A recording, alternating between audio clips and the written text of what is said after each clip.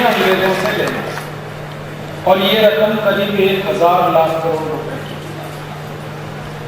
England अंत में वो क्या कह सकते हैं, वो कहेंगे कि हमारे पास तो कुछ नहीं है, तो हमने उसका ऑल्टरनेट ढूंढा। अंग्रेजों की जितनी कंपनियां भारत में आज व्यापार कर रही हैं, सबकी संपत्ति हम जब्त करके वो पैसा निकाल रहे हैं।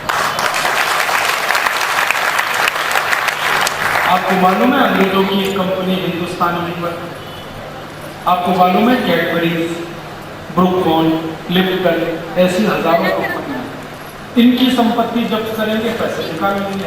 हमें तो पैसे चाहिए। ये लूट का पैसा इनसे वापस ले लेंगे, फिर वहीं पहुंच जाएंगे जहां ये थे, और इनको वहां पहुंचाने के बाद ही दुनिया को न्याय मिलेगा, क्योंकि 70 देशों का खून दिया है इन्होंने, अकेले भारत का नहीं। और इसमें एक बड़ा काम हो, ब्रिटेन की मुद्रा है ना स्टर्लिंग पौंड, उसकी कीमत गिरेगी, 1 रुपया 1 पौंड हो जाएगा। इस समय 60 रुपया 1 पौंड है, फिर 1 रुपया 1 पौंड हो जाएगा। और अगर पौंड गिरेगा तो डॉलर में, या $1 1 रुपया 1 पौंड, तो भारत में एक और महान क्रांति होगी, वो ये कि 4 करोड़ भारतवासी जो अमेरिका और यूरोप में रह रहे हैं, ये सब भाग के वापस आ जाएंगे, सब वापस आ जाए। और इनको वापस बुलाना है, क्योंकि इनके पास ब्रेन है, अकल है। 4 करोड़ जो भाग गए, जो एनआरआईज हो गए, PIOs हो गए, इनके पास बहुत ब्रेन है, क्योंकि IIT में पढ़े, IIM में पढ़े, लाखों रुपए हमने खर्च किया इनकी पढ़ाई में, अब देश के लिए इनको काम में लगाए। अमेरिका की बहुत बड़ी संस्था है नासा, उसमें 36% वैज्ञानिक भारत से, इंस्टीट्यूट ऑफ टेक्नोलॉजी, उसमें 43% इंजीनियर भारत, इनको वापस बुलाए। और इनकी अकल देश के विकास में लगाएंगे, जो अभी तक अमेरिका के विकास में लगी हुई है, उनकी अकल अपने देश का विकास करते हैं, सबसे आगे। एक क्रांति और होगी, डॉलर और रुपया अगर बराबर हुआ ना, तो हमारा जो एक्सपोर्ट अभी हो रहा है ना अमेरिका और यूरोप में, 5 लाख करोड़ का, तो एक्सपोर्ट की इनकम बढ़ेगी। और जो हम खरीद रहे हैं विदेशों से, इंपोर्ट कर रहे हैं, वो 50 गुना सस्ता हो जाएगा, तो आयात का खर्चा घटा, निर्यात की आमदनी बढ़ी, तो और किसान भी। हम खा रहे हैं जहर का गेहूं चावल, तो हमको हो रहा है कैंसर, और किसान छिड़क रहे हैं वो दवाएं जहर की, वो मर रहे हैं कैंसर से। इनको बंद कराना, जहरीली दवाएं खेत में नहीं डालना, यूरिया DAP नहीं, गाय का गोबर, गाय का मूत्र डालना। तो आप कहोगे जी गाय है कहाँ इतनी, कत्ल खाने बंद कराएंगे तब गाय बचेगी। तो हर साल 10 करोड़ गाय और बैल बचेंगे इस देश में। अब ये गाय बैल बचेंगे तो गोबर तो देंगे, मूत्र तो देंगे, इसी गोबर मूत्र को खेत में डलवाएंगे। मैं अभी थोड़े दिन पहले लंदन गया, तो वहाँ एक डिपार्टमेंटल स्टोर में घुसा, तो वहाँ मैंने आलू देखा, तो एक आलू था, उसका कीमत था 4 पौंड का 1 किलो, तो किलो एक आलू था 80 रुपए किलो। मैंने उसको पूछा दुकानदार को, ये 320 रुपए किलो के आलू की क्या खासियत है? उसने कहा साहब ये 100% ऑर्गेनिक है। मैं क्या लगा उत्तर प्रदेश में से लाया। उत्तर प्रदेश में कहाँ से गया? कहा फरुखाबाद के किसान से लिया। मैंने कहा पता दो उसका, उसने दे दिया। मैं आके उस किसान के पास गया, मैं पूछा भाई तुमने आलू लंदन भेजा था? उसने कहा हाँ भेजा। क्यों भेजा? उसने कहा कीमत अच्छी भेजी। तुम कैसे करते हो? उसने कहा मैं 15 साल से गोबर गोमूत्र डालता हूँ मेरे खेत। मैंने कहा वही मैं जाके आया। तुम 80 रुपए में दे रहे हो, 320 रुपए किलो का भाव है। वो किसान तुरंत पैदा कर सकते हैं। और कीमत कितनी? 320 रुपए किलो आलू। सोच सकते हैं? आम हम खाते हैं 700 रुपए के 10 आम बिकते हैं अमेरिका में, अगर वो गोबर गोमूत्र से पैदा है। इतनी कीमत मिलती है। तो क्यों नहीं भारत के किसानों को ये सिखाया जाए कि गोबर डालो, गोमूत्र डालो, खेती में जो होगा वैसे आएंगे। तो हर तरफ से इस देश को समृद्धशाली बनाना, कहीं से भी के परिवारों के लोगों को छांट छांट कर ढूंढ ढूंढ के लाना है और उनको सम्मानित स्थानों पर बिठाना है इस देश।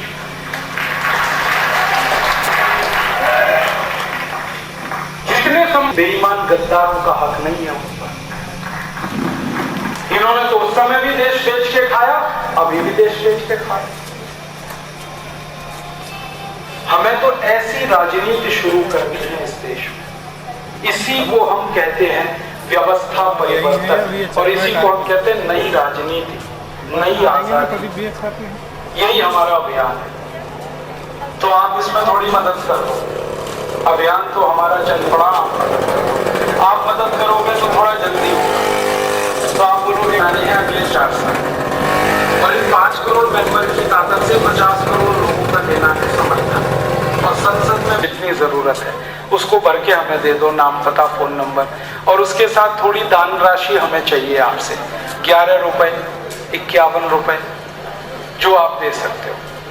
आप जो दान दोगे उसको 51 करोड़ दोगे और हमें खरीद लोगे, क्योंकि धन तो अपनी धुन बजवाता है ना। हमें ये गलती नहीं करनी। हमें तो भारत के 10 करोड़ किसानों से 5-5 रुपए लेना मंजूर है, और इस वक्त किसी से 51 करोड़ लेना, ये हमने संकल्प किया। और इसमें देरी लगेगी, लेकिन ये रास्ता शुद्ध है, पवित्र, क्योंकि धन अगर पवित्र नहीं है तो काम भी पवित्र नहीं होगा। तो ये काम तो होना है अगले 4 साल में, और ये काम इसलिए भी होना है कि इस काम को करने का संकल्प एक सन्यासी ने लिया, और भारत में सन्यासी जब संकल्प करता है तो भगवान भी वो संकल्प पूरा करता है। पूरा कराने के लिए मेरे जैसे 2,40,000 लोग शिक्षक भगवान ने भेज दिए, 11 लाख और आने वाले, ये संकल्प तो होने वाला है।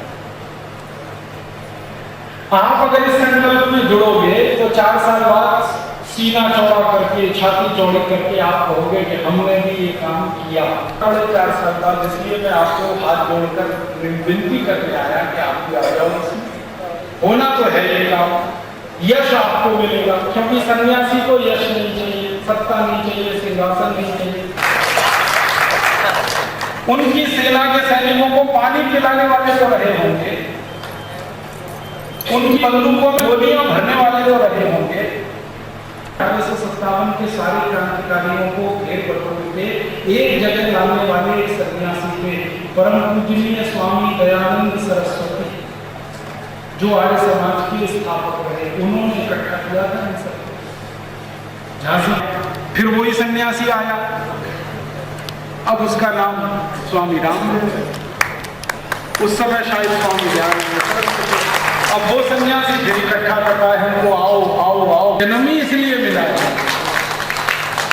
तो करना तो यही है जो प्रारब्ध में है, और ईश्वर भी यही चाहता है।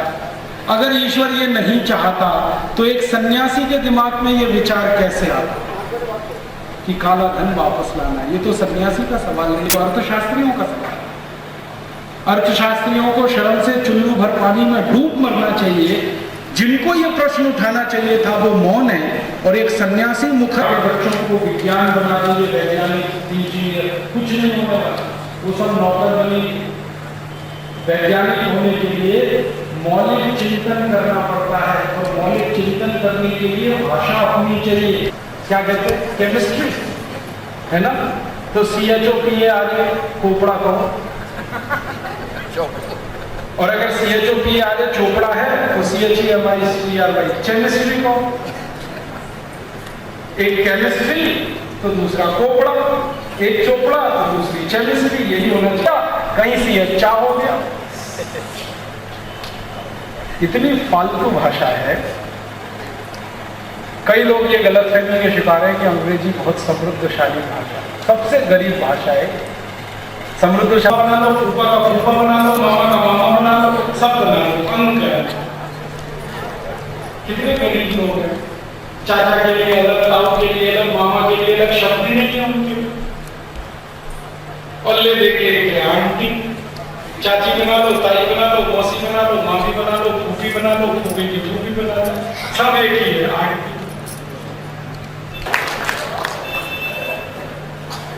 अंग्रेजी में ये घोटाला है,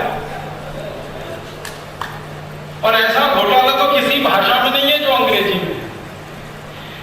अगर ये कहें कि साला है तो 1 मिनट में समझ में आएगा पत्नी का भाई है, अंग्रेजी में समझ ही नहीं सकते। ब्रदर इन लॉ एक ही है, जीजा और साला। जो बोला जीजा। और हिंदी में दिनकर, दिवाकर, रवि, भास्कर, मार्तंड, 84 शब्द। बता दो, आज के बाद बोलना नहीं। इंग्लैंड में मैडम वो होती है जो वेश्यावृत्ति के काम में लगी हुई होती है।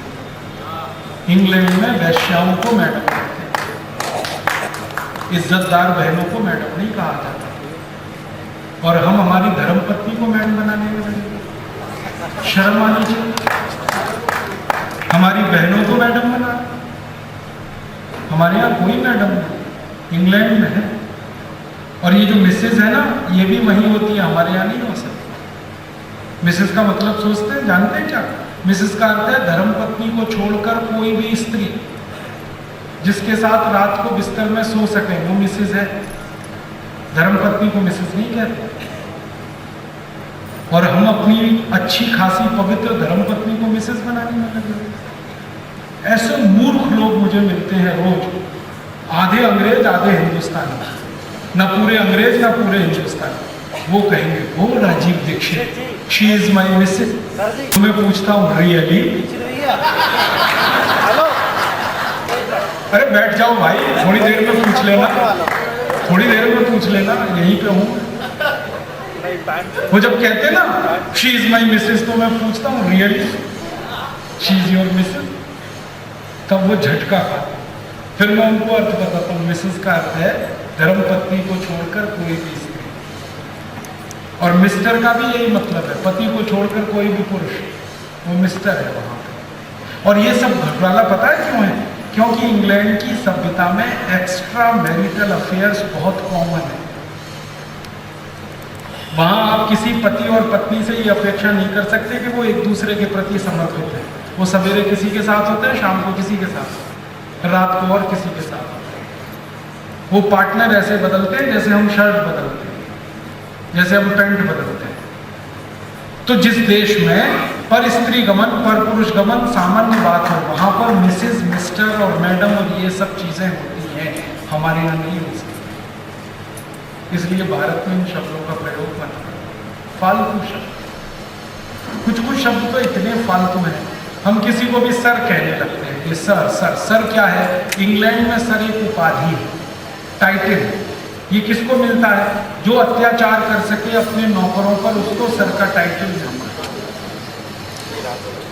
ये इंग्लैंड की परंपरा है, आप नहीं कर सकते उसको पालन।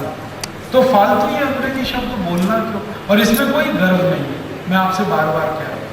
और भारत को ध्यान से देखो आप। भारत में अभी थोड़े दिन पहले जर्मनी की राष्ट्रपति आई थी, एंजेला मर्केल। उसने सारा भाषण जर्मन में दिया। पत्रकारों ने कहा हमको आपकी बात ही समझ में नहीं आई। तो उसने कहा ये आपकी समस्याएं मेरी नहीं।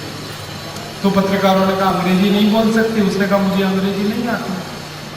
तो एक पत्रकार ने कहा कि आप हमें, जर्मनी की राष्ट्रपति, आपको अंग्रेजी नहीं आती? तो उसने कहा तो क्या, दुनिया के 50 से ज़्यादा देशों के राष्ट्रपतियों को अंग्रेजी नहीं आती। नहीं क्या, रूस के राष्ट्रपति को नहीं आती, जापान के राष्ट्रपति को नहीं आती। तो कहती मुझे तो कोई शर्म नहीं है, अंग्रेजी नहीं आती। आपको शर्म आनी चाहिए कि आपको अंग्रेजी क्यों आती है। अभी तक अंग्रेजों ने 250 साल लूटा है आपको, और अभी भी आप अंग्रेजी में फंसे हुए। आपकी अकल पर पत्थर पड़े हैं क्या? ये तमाचा मार के गई थी जर्मनी की राष्ट्रपति अभी थोड़े दिन पहले। आपके मन में एक बड़ी भारी गलतफहमी है, अंग्रेजी विज्ञान की भाषा है। विज्ञान की भाषा दुनिया में रूस की मानी जाती है, रशियन। क्योंकि विज्ञान में जितनी रिसर्च हुई है और जितनी पुस्तकें लिखी गई हैं वो सब रशियन में। सबसे ज़्यादा पुस्तकें, सबसे ज़्यादा रिसर्च रशियन में हुआ है। तो विज्ञान की भाषा रशियन। टेक्नोलॉजी की भाषा जर्मन है। टेक्नोलॉजी और साइंस में अंतर है। टेक्नोलॉजी माने अप्लाइड साइंस, वो जर्मन में है, और विज्ञान रशियन में। कला और इतिहास की सबसे ज़्यादा पुस्तकें फ्रेंच में है।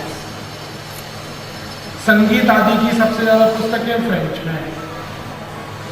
अंग्रेजी में तो सबसे कम लिखा गया है। और कुछ लोगों को गलतफहमी में आप अंग्रेज मान लेते हो, जैसे न्यूटन अंग्रेज थोड़ी था, वो तो स्कॉटिश था, उसकी मातृभाषा स्कॉटिश थी। उसने सब कुछ स्कॉटिश में लिखा है, अंग्रेजी में थोड़ी काम किया उसने। आइंस्टीन ने अंग्रेजी में कुछ नहीं लिखा, उसने सब जर्मन में लिखा। माइकल फेराडे, उसने सब जर्मन में लिखा है, फ्रेंच में लिखा है।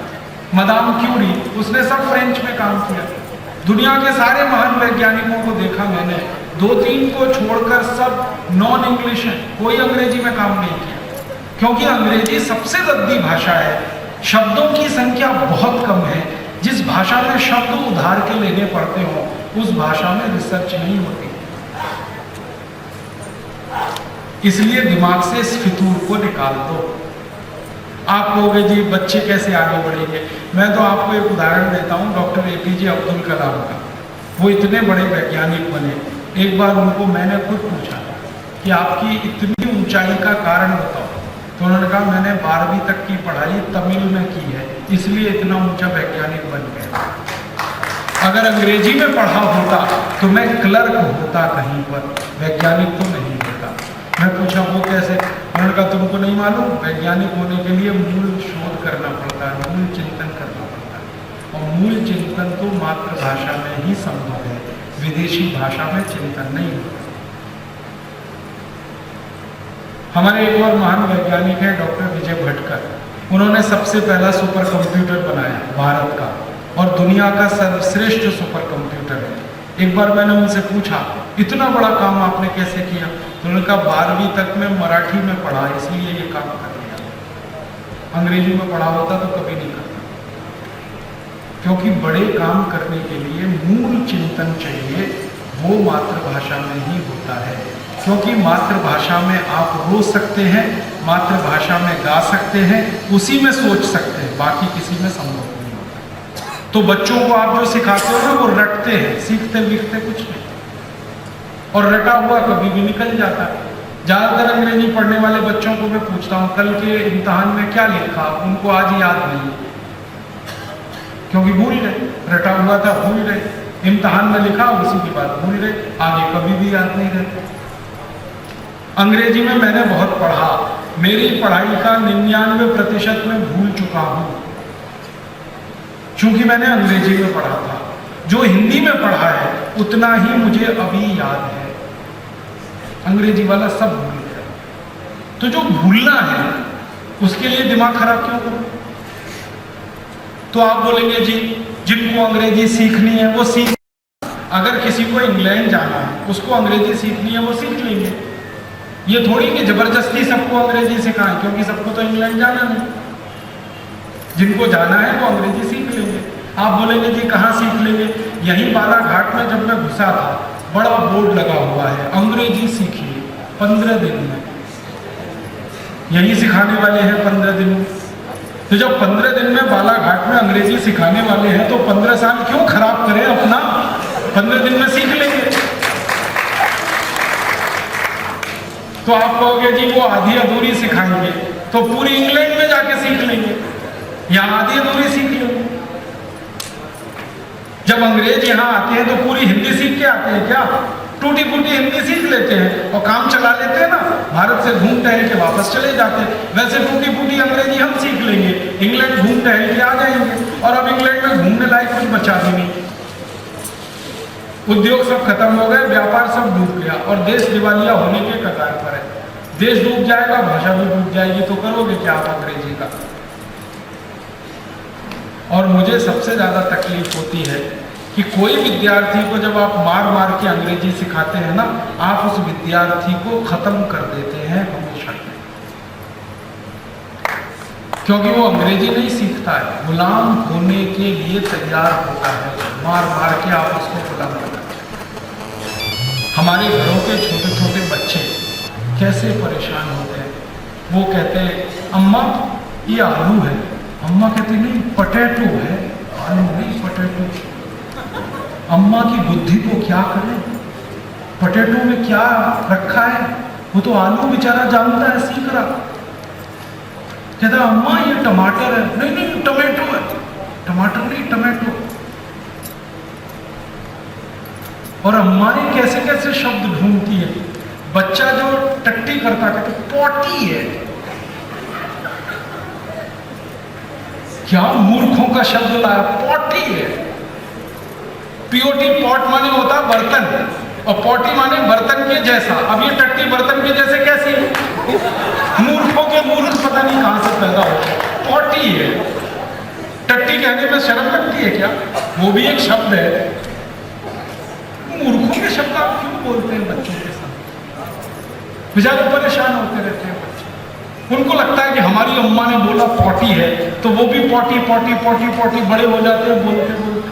फिर मेरे जैसे लोग उनका मजाक बनाते हैं, क्या तुम्हारी अम्मा ने सिखा दिया? तो ये जबरदस्ती अंग्रेजी उनको मत सिखाइए, उनको हिंदी भाषा में आगे बढ़ने दीजिए, विकसित होने दीजिए, नए नए शब्द सीखने दीजिए। और मैं आपको विनम्रता पूर्वक कहता हूं, जिस बच्चे की मातृभाषा पक्की होती है वो दुनिया की कोई भी भाषा सीख सकता है, और जिसकी मातृभाषा ही नहीं होती है वो कोई भाषा नहीं सीख सकता।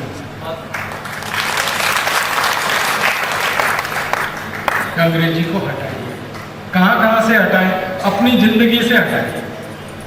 कहां से शुरू करें? बच्चों के नाम अंग्रेजी में रखना बंद करें। आजकल घरों में मैं जाता हूं तो नाम मिलते हैं टिंकू, पिंटू, बबली, डबली, ट्विंकल, टिम्पल। क्या मतलब है पता नहीं। ये जो टिंकू है ना, टिंकू, मैंने ढूंढा अंग्रेजी डिक्शनरी में, टिंकू का अर्थ होता है आवारा लड़का। आवारा लड़का ना, जो बाप की ना सुने, अम्मा की ना सुने, वो टिंकू है। और आप बोल बोल के उसको टिंकू बना रहे हो।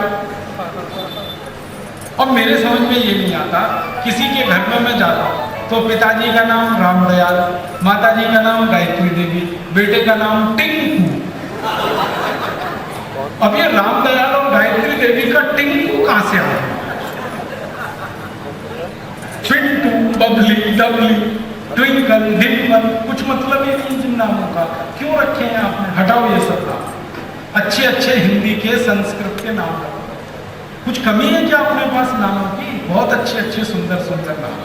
तो शुरुआत करो अपने घर से। बच्चों के नाम अंग्रेजी में बोलना बंद करो, और जो नाम आप बोलते हो वही नाम उनके स्कूलों में लिखवाओ। हम घर में कुछ बोलते हैं, स्कूल में कुछ लिखवा देते हैं, दोहरा व्यक्तित्व तो बनता है बच्चों का। घर में अलग, स्कूल में जो घर में बोल रहे हो वही लिखवाओ ना। राघव सुंदर नाम है, घर में अगर रघु बोल रहे हो तो स्कूल में भी लिखवाओ वही रघु। अब स्कूल में राघव, घर में रघु, ये गड़बड़ कर देता। बच्चे की जो व्यक्तित्व है ना वो टूटी हुई रहती है, स्प्लिट पर्सनैलिटी जिसको अंग्रेजी में कहते हैं, वो मत करो। हिंदी नाम रखो, संस्कृत नाम रखो, अच्छे नाम रखो। दूसरा, अपने हस्ताक्षर कभी अंग्रेजी में मत करो, हिंदी में करो। बैंक में भी हिंदी के हस्ताक्षर। चिट्ठी किसी को अंग्रेजी में मत लिखो, हिंदी में लिखो। चिट्ठी का पता भी हिंदी में ही लिखो। और ये फालतू तरीके बंद करो। इसमें लिख रखा है BR आउट है, ये BR क्या है? क्यों शर्म आती है भाई पूरा नाम लेने में? कोई नाम है हमारा, भगवती राम, भैखाली राम, कुछ भी हो सकता है। BR क्या होता है? KL, BR, MS, ये क्यों फालतू का दिमाग खराब कर रहे हैं? स्वामी जी की सेना में भर्ती होगी अगर आप ये करेंगे, ये गड़बड़ है। ठीक करो इसको। अपना पूरा नाम लिखो, शुद्ध नाम लिखो, अंग्रेजी नाम खत्म करो, अंग्रेजी हस्ताक्षर मत करो। और कभी भी किसी से रौब झाड़ने के लिए अंग्रेजी में बात करो। हम अक्सर रौब झाड़ने के लिए अंग्रेजी में हिटर पिटर करने लगते हैं, ये उसका अपमान है, आपका सम्मान नहीं है। और हमें तो ये हटा देना है अंग्रेजी को कानून से। 2014 में जब हमारे संसद में 377 सांसद होंगे ना, पहला कानून ही हम जलाने वाले इंडियन एजुकेशन है, जिसमें अंग्रेजी को खत्म कर दें। हमारे देश में किसी भी परीक्षा में पास होने के लिए अंग्रेजी नहीं चाहिए, ये कानून बने। किसी भी परीक्षा, IAS की हो, IPS की हो, कोई भी परीक्षा में हमें अंग्रेजी नहीं चाहिए पास होने। हिंदी चाहिए, संस्कृत चाहिए, मराठी चाहिए, तमिल चाहिए, तेलुगु चाहिए, मलयालम चाहिए, सब चाहिए, अंग्रेजी तो नहीं चाहिए।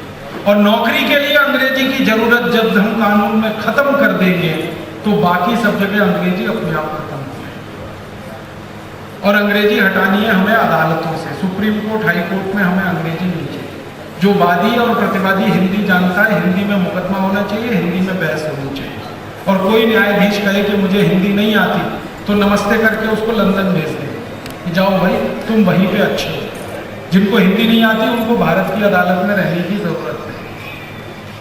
अधिकारियों को अगर हिंदी नहीं आती तो उनको पोस्टिंग की ज़रूरत नहीं है, वो घर में बैठे हैं। ये हम करने वाले हैं कठोरता से। अंग्रेजों को भगा दिया, अंग्रेजी को क्यों पकड़ के रखे, उसको भी भगा। और मैंने इसके लिए बहुत गंभीरता से काम शुरू किया है। इंजीनियरिंग का मैंने सिलेबस बनाया हिंदी में, अभी इंजीनियरिंग अंग्रेजी में है, मैंने हिंदी कर दिया। आपको मालूम है चमत्कार है क्या, 5 साल की पढ़ाई जो हम अंग्रेजी में कराते थे ना, वो हिंदी में होते ही 2.5 साल की हो गई। पढ़ाई पूरी 2.5 साल में उतनी ही होगी जो 5 साल में होती है। अंग्रेजी के कारण 2.5 साल बेकार होता है, वो खत्म कर दिया। मेडिकल का सिलेबस हमने हिंदी में किया, 7 साल की पढ़ाई 3 साल में हो गई। तो बच्चों की जिंदगी का आधा समय हम बचा देंगे अगर हम उसको अंग्रेजी में नहीं पढ़ाएंगे। और MBA भी हिंदी में होगा, BBA भी हिंदी में होगा, MCOM BCOM सब हिंदी में होगा। तो आप बोलेंगे जी हिंदी में क्या शब्द है, हिंदी में शब्द ही शब्द है, अंग्रेजी में नहीं है, उतने हिंदी में। तो ये सब करना है हमको, और यही सब करने के लिए भारत स्वाभिमान है। अब इसको ज़्यादा लंबा नहीं खींचना चाहता, बहुत समय हो गया, 10 बज रहा है। मैंने घड़ी नहीं देखी, इतनी देर से मैं बोल रहा हूँ, आप भी सुन रहे हैं। मैं आपको प्रणाम करता हूँ, आभार करता हूँ कि इतनी देर आप यहाँ बैठे। जो बातें मैंने कही है ये आप बाहर जाके सबको कहिए, हर व्यक्ति को कहिए।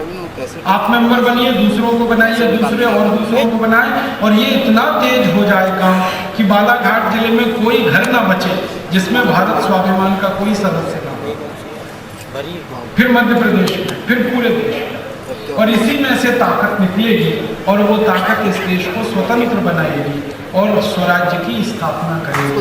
यही निवेदन करके आपका आभार व्यक्त करता हूँ, धन्यवाद देता है। और आप दूसरों को कहेंगे तो और भी आभारी रहूँगा। इस अभियान में आप जुड़े, दूसरों को जोड़े, ये भावना के साथ बहुत धन्यवाद। मैं बोलूँगा भारत माता की, आप सब बोलेंगे जय भारत माता की, भारत माता की, भारत माता की, वंदे वंदे वंदे। धन्यवाद।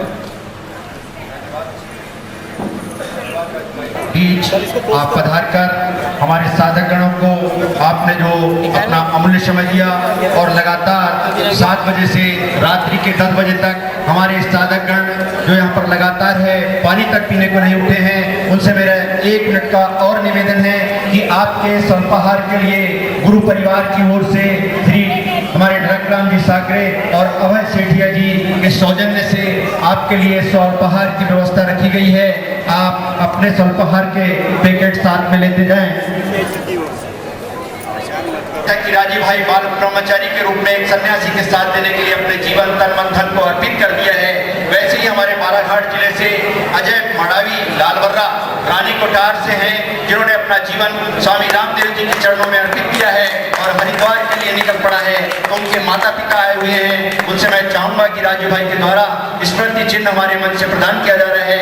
उनके माता पिता अजय मड़ावी लालवर्रा से जो है रानी कोटार से आए और भाई राजीव दीक्षित जी से एक स्मृति चिन्ह प्राप्त करें।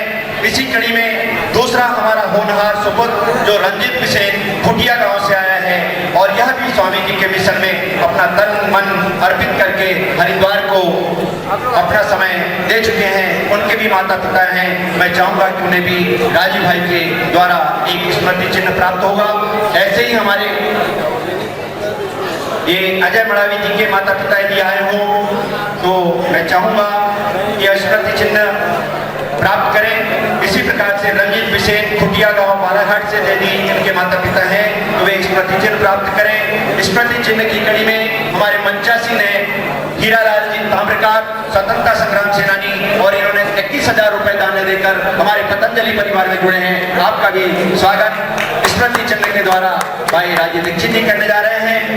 इस स्मृति चिन्ह की कड़ी में हमारे अहिबार जी हैं अनुभागीय अधिकारी, आपने भी 21,000 रुपए देकर के पतंजलि परिवार भारत स्वाभिमान में अपने आप की सदस्यता ग्रहण की है। मैं चाहूंगा कि अहिबार जी भी स्मृति चिन्ह प्राप्त करें।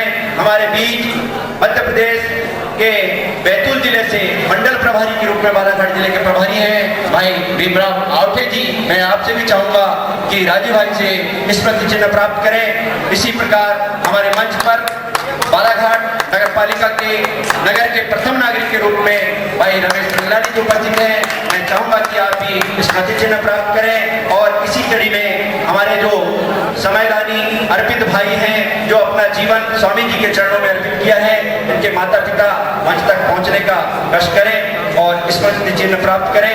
मैं अंतिम कड़ी के रूप में हमारे अध्यक्ष जी उद्बोधन के लिए मैं प्रोफेसर हमारे अजवानी जी जो जिले के मुख्य संरक्षक भी हैं और मध्य प्रदेश के शिक्षक संगठन के संयोजक है, आप उद्बोधन के रूप में हमें आशीर्वचन प्रदान करेंगे।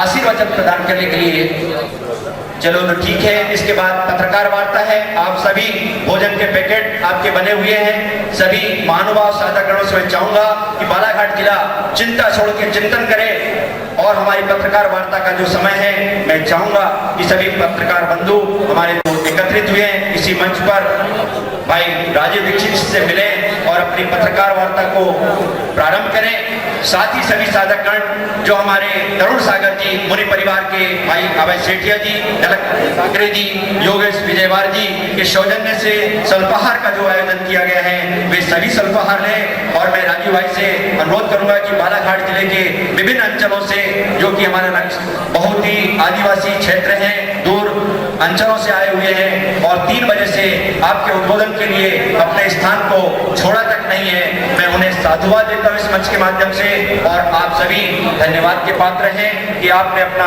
अमूल्य समय दिया और राजू भाई के उद्बोधन को सुनने के बाद मैं बालाघाट जिले की नहीं पूरे देश की दिशा और दशा परिवर्तन करने के लिए भारत स्वाभिमान आंदोलन में हमारे बालाघाट जिले से 705 विशिष्ट सदस्य के रूप में जो सहभागिता लिए हैं, इसी प्रकार से कार्यकर्ता सदस्य हमारे पास 1500 से ऊपर कार्यकर्ता सदस्यों की सूची है और 1 महीना में हमने संकल्प लिया है कि 1 लाख सदस्य बनाकर स्वामी रामदेव जी को इस मंच पर हम शीघ्रता शीघ्र लाने का प्रयास करेंगे। यही बालाघाट जिले का संकल्प है और दृढ़ संकल्प के साथ मंच के भारत स्वाभिमान के मुख्य संयोजक होने के नाते मैं आपसे आश्वस्त करना चाहूंगा कि बहुत जल्द स्वामी रामदेव जी को आपके द्वारा हमने जैसा कहा है कि राम के भक्त हनुमान हमारे बीच पहुंच चुके हैं, तो राम के आने में मुझे कोई किसी प्रकार की संशय वाली बात नहीं है।